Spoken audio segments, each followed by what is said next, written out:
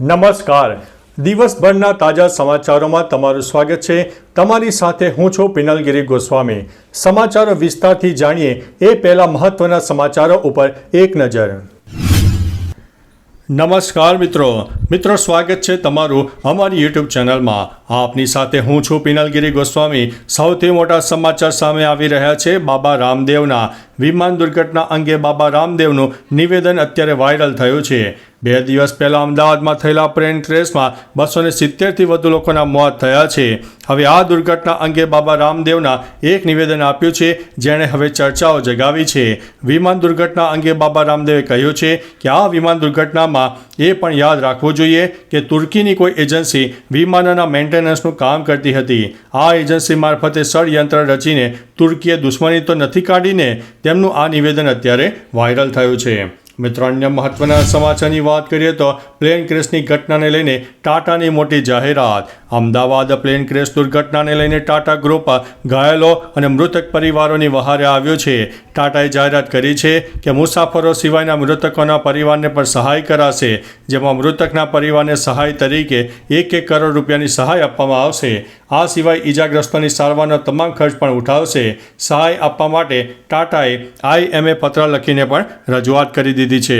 મિત્રો, અન્ય મહત્વના સમાચારની વાત કરીએ તો શૌચાલય ન હોવાથી સરપંચ બિનહરીફ ચૂંટાઈ ગયા છે.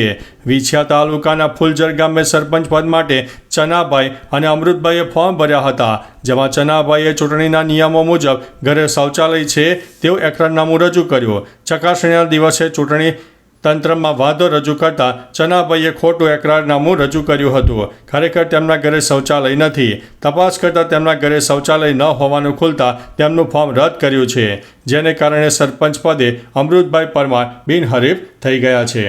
મિત્રો, અન્ય મહત્વના સમાચારની વાત કરીએ તો નીટ યુજીનું પરિણામ જાહેર. ટોપ 10 લિસ્ટમાં ગુજરાતના 2 વિદ્યાર્થીઓ આવી ગયા છે. NTA ગઈકાલે નીટ યુજી 2025નું પરિણામ જાહેર કર્યું, જેમાં રાજસ્થાનના હનુમાનગઢના મહેશ કેસવાણીએ ટોપ કર્યું છે. તેને 720માંથી 686 ગુણ મળ્યા છે. આમાં ઇન્દોરના ઉત્સર્કા અવધિયાનો બીજો નંબર આવે છે. નીટ યુજીના ટોપ 10 લિસ્ટના ગુજરાતના 2 વિદ્યાર્થીઓ સામેલ છે, જેમાં એકનો રેન્ક 6 આવ્યો છે. તેનું નામ જેનિલ ભાયાણી છે. બીજાનો રેન્ક 8મો છે અને તેનું નામ ઝા ભવ્ય ચિરાગ છે. મિત્રો, અન્ય મહત્વના સમાચારની વાત કરીએ તો પ્લેન ક્રેશના મૃતકો માટે બદ્રીનાથમાં પ્રાર્થના સભાનું આયોજન. અમદાવાદ વિમાન દુર્ઘટનાને લઈને આખા દેશમાં શોકનો માહોલ છે.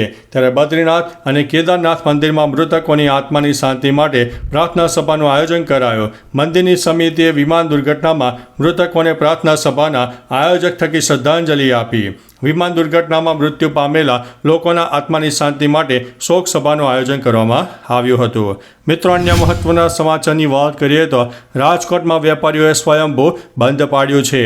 વિમાન દુર્ઘટનામાં પૂર્વ CM વિજયભાઈ રૂપાણીનું પણ મૃત્યુ પામ્યા હતા, જેને લઈને રાજકોટવાસીએ તેમને શ્રદ્ધાંજલિ આપવા માટે સ્વયંભૂ બંધ પાડવાનો નિર્ણય કરતા રાજકોટની બજારો બંધ જોવા મળી હતી. આખા રાજકોટમાં શોકનો માહોલ છવાઈ ગયો હતો.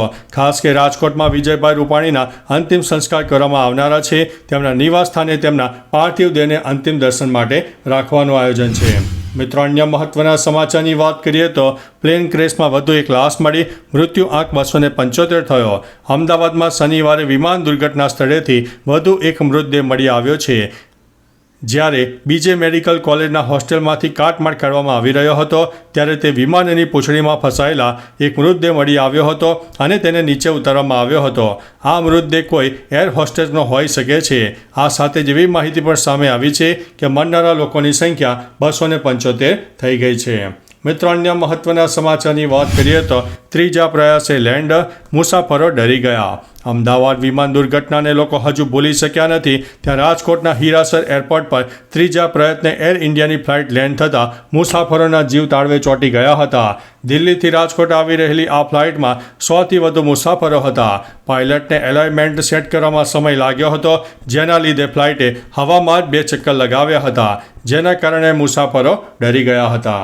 મિત્રો, અન્ય મહત્વના સમાચારની વાત કરીએ તો વિદ્યાર્થીઓ હજુ ચિંતામાં છે. પરીક્ષા રદ કરવામાં આવી છે.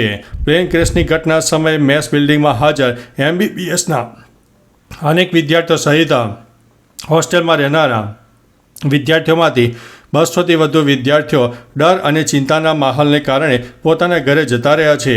વિદ્યાર્થીઓ ખૂબ જ ચિંતિત છે અને આ વિદ્યાર્થીઓ અને પ્રથમ અને બીજા વર્ષના હતા, જેના પગલે હાલ તો બીજે મેડિકલ કોલેજ દ્વારા 500 વિદ્યાર્થીઓની આગળની તમામ થિયરી અને પ્રેક્ટિકલ ઇન્ટરનલ પરીક્ષાઓ રદ કરવામાં આવી છે. મિત્રો, અન્ય મહત્વના સમાચારની વાત કરીએ તો પ્લેન ક્રેશ માટેની અફવા ઉપર ધ્યાન ન આપવા માટે સરકારની અપીલ સામે આવી છે. જુનિયર ડૉક્ટર એસોસિએશને જણાવ્યું છે કે અમદાવાદ પ્લેન દુર્ઘટનામાં હોસ્ટેલમાં રહેતા 4 MBBSના વિદ્યાર્થીઓના મોત થયા છે. 20 ઘાયલ વિદ્યાર્થીઓને માંથી 11ને ડિસ્ચાર્જ અપાયો છે અને એક રેસિડેન્ટ ડૉક્ટરના પત્ની પણ ઘાયલ થયા છે. જેડીએ સોશિયલ મીડિયા પર મૃત્યુ આંક અંગે ફેલાવાઈ રહેલા ઊંચા આંકડાઓ પર ધ્યાન ન આપવા માટે લોકોને અપીલ કરી છે, જેથી ગેરમાહિતી ન ફેલાય. મિત્રો, અન્ય મહત્વના સમાચારની વાત કરીએ તો જાણે કે દેશ અને દુનિયામાં અત્યારે વિનાશ થઈ રહ્યો છે. મોટો વિનાશ સામે આવ્યો, ઇમારતો નષ્ટ અને અનેક જગ્યાએ તબાહીના સમાચાર સામે આવ્યા. ઈરાને ઇઝરાયલ પર કરેલા મિસાઇલ હુમલામાં ઘણી તબાહી થઈ છે.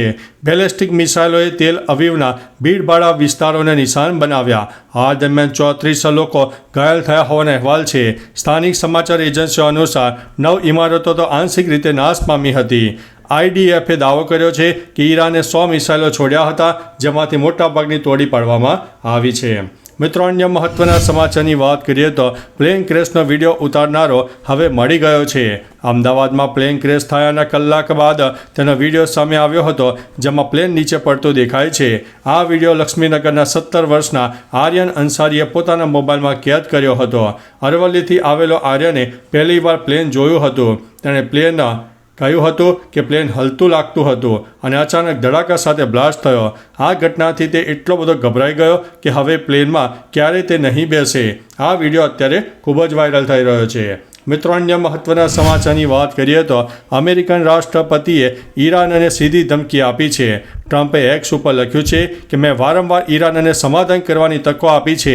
મેં સ્પષ્ટપણે કહ્યું છે કે અમેરિકા પાસે વિશ્વની સૌથી ઘાતક લશ્કરી શક્તિ છે અને ઇઝરાયલ પાસે મોટી સંખ્યામાં શસ્ત્રો છે. ઈરાનના કટ્ટરપંથી નેતાઓએ પહેલાં બહાદુરી બતાવી, પરંતુ હવે તે બધા માર્યા ગયા છે. આ તો શરૂઆત છે. જો હજુ સમાધાન નહીં થાય તો આગામી હુમલો વધુ વિનાશક હશે. તો ચાલો મિત્રો, ફરીથી દેશ અને દુનિયાના સુપરફાસ્ટ સમાચાર લઈને મળતા રહીશું. ત્યાં સુધી અમને રજા આપશો. નમસ્તે.